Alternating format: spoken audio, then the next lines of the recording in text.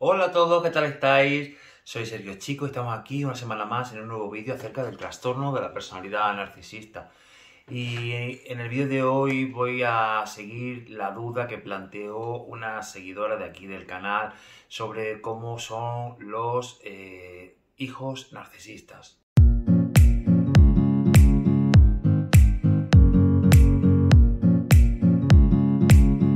Y es que es cierto que normalmente centramos el tema del narcisismo en la pareja, incluso en la familia, sobre todo en el tema de los padres, en la madre o en el padre. Pero es cierto que si te pones a investigar hay muy pocos vídeos, muy poca bibliografía, muy pocos libros donde toquen el tema de cómo son los hijos narcisistas con los padres. Y eso es lo que te voy a contar en este vídeo. Porque normalmente todos los psicólogos, coaches y expertos tendemos a centrar el tema del narcisismo en el ámbito de la pareja o bien en el campo materno o paterno, intentando buscar o dar una respuesta a la gran cantidad de preguntas que nos surgen siempre. Pero no se suele dirigir la gente al origen donde se gesta el narcisismo, que es a la infancia y a ese papel tan importante de los padres, sobre todo en la sociedad de hoy en día. De ahí que yo insista tanto con el tema de la maternidad, la paternidad y los niños, aunque curiosamente son los vídeos que menos visualizaciones tienen, cuando deberían ser los vídeos que más visualizaciones tengan, porque es atacar el problema de raíz. De ahí la importancia que compartamos los vídeos acerca de la crianza, de tener una buena crianza y un buen apego con nuestros hijos, con gente que sea emocionalmente sana, para prevenir que se den precisamente estos casos de crear personalidades tóxicas y narcisistas. Porque se nos olvida que esos hijos narcisistas que estamos creando algún día serán adolescentes narcisistas que van a abandonar sus casas y saldrán al mundo convertidos después en hombres y en mujeres a dañar a todo ser viviente con el que se crucen en el camino. Detrás de muchos adolescentes que agreden a sus padres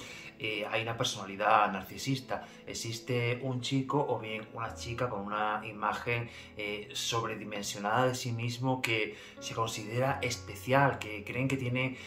derecho a hacer lo que les dé la gana o a conseguir todo aquello que quiera. Y que si esto no es así, si no lo logra y no consigue todo ello, se sienten tan frustrados o tan rechazados que esto les lleva a reaccionar de esa forma tan agresiva y tan dura contra sus progenitores. Por supuesto, sin justificar ningún tipo de maltrato, hay una gran cantidad de estudios e investigaciones que ponen de manifiesto que las agresiones que los hijos llevan a cabo, algunos,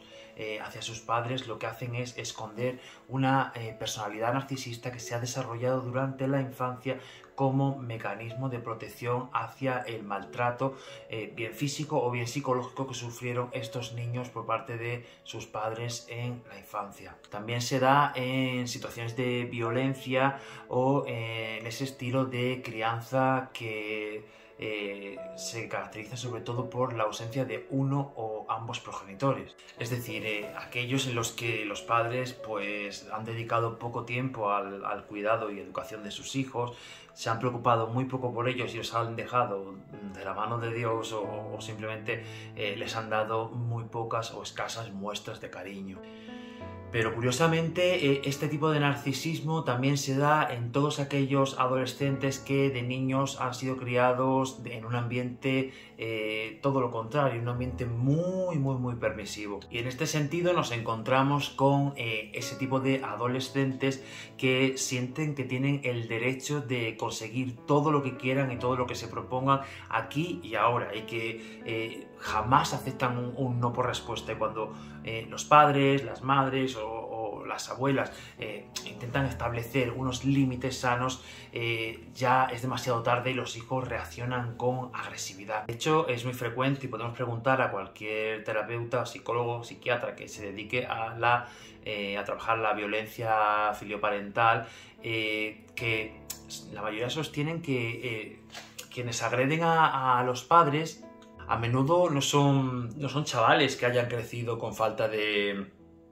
afecto, sino más bien todo lo contrario, que han crecido en hogares sobreprotegidos y consentidos bajo la premisa de que ellos podían ser los reyes del mambo. El problema será es que cuando los padres ya son conscientes del problema que se les viene encima y del tipo de hijo que están criando, ya es demasiado tarde cuando quieren tomar cartas en el asunto y se dan cuenta de que ya han creado a una bestia que está lista para abandonar el nido y salir al mundo. Porque no somos conscientes de la importancia que tiene la infancia en la vida de las personas, tanto para bien como para mal. Me refiero para crear narcisistas y personalidades dañinas y tóxicas para la sociedad, como para otras situaciones como son heridas de la infancia que llevan a desarrollar problemas de apego, problemas de dependencia emocional, de autoestima, que se arrastran a la edad adulta. Por eso mi insistencia siempre en los temas de la infancia. Y sé que es muy duro de primera mano para los padres asumir que tienes un hijo narcisista, porque en muchos casos tener un hijo narcisista implica también tener que asumir que has fracasado en tu rol de crianza, porque en la grandísima mayoría de los casos todos sabemos ya que el narcisismo no se nace con narcisismo, se hace el narcisista en el camino. Por tanto, la mayoría de las veces se hace por o bien sobreprotección o bien por una gran cantidad de defectos, es decir, o en el límite del defecto o en el límite del exceso. Aún así, tenemos que entender que cuando un adolescente agrede a sus padres no hay una única causa, influyen causas de factores de tipo social, de tipo familiar, de tipo individual y de tipo relacional. Por eso es importante actuar precozmente y no cuando ya llegue un momento en que la situación sea tan insostenible que no podamos controlarlo, y hay que estar muy atento a todas esas banderas rojas que nos indican que estamos criando a hijos que son incapaces de cumplir las normas sociales. Algunas banderas rojas de la infancia que nos podrían indicar que estamos criando hijos narcisistas sería la no tolerancia a la frustración, el no cumplimiento de las normas sociales, esas rabietas desmesuradas que no dejan de ser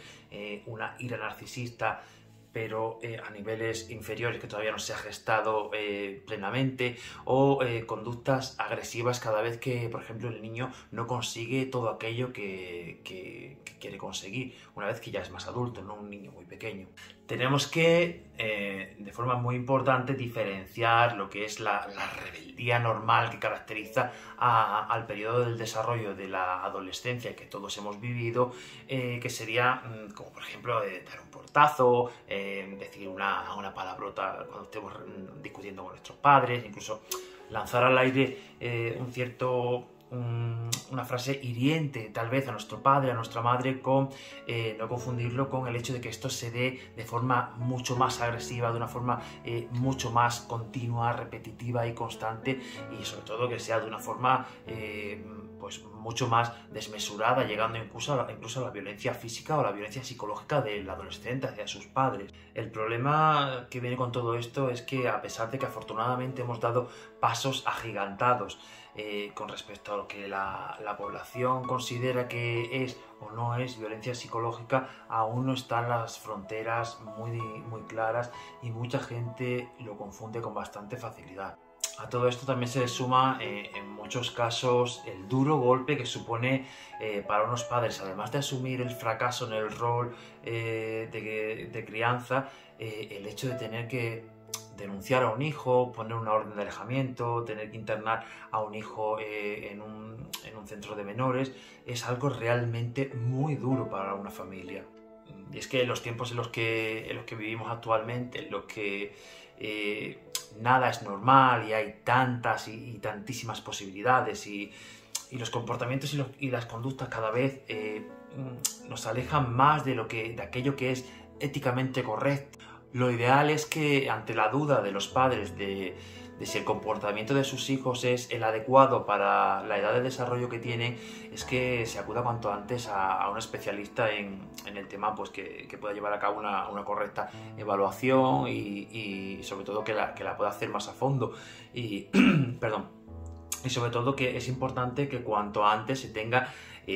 pues un diagnóstico bien o real o potencial en el que poder empezar a trabajar cuanto antes. También me parece, como ya he dicho en otros vídeos, de vital importancia que comencemos a educar a la raíz del problema, que es que empecemos a educar a los padres sobre la importancia de la peligrosidad de dar tanto y tanto a cambio de tan poco, y de cómo incluso aquellos niños de apariencia angelical en el domicilio pueden llegar a ser verdaderos depredadores emocionales una vez que salen a la sociedad.